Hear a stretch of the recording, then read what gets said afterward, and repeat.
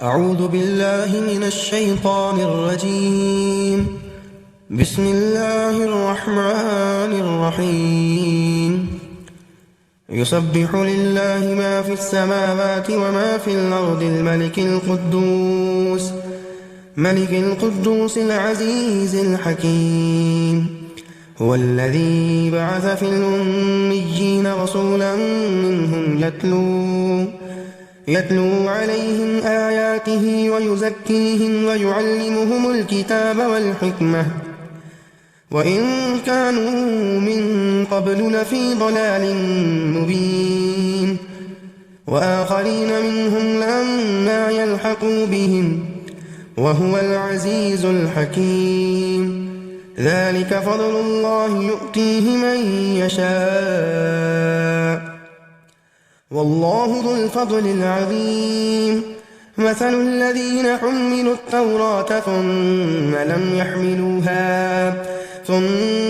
يحملوها كمثل الحمار يحمل أسفارا.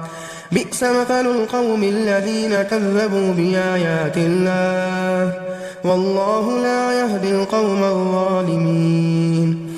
قل يا أيها الذين هادوا إن زعمتم أنكم أولياء لله من دون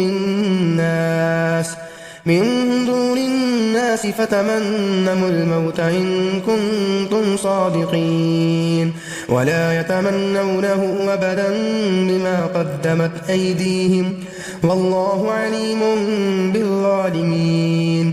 قل إن الموت الذي تفرون منه فإنه ملاقيكم ثم تردون إلى عالم الغيب والشهادة فينبئكم بما كنتم تعملون.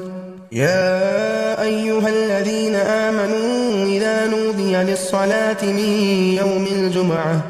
من يوم الجمعة فاسعوا إلى ذكر الله وذروا البيع ذلكم خير لكم إن كنتم تعلمون. فإذا قضيت الصلاة فانتشروا في الأرض وابتغوا من فضل الله واذكروا الله كثيرا لعلكم تفلحون. وإذا رأوا تجارة أو لهوا انفضوا إليها وتركوك قائما. قل ما عند الله خير من اللهو ومن التجارة والله خير الرازقين.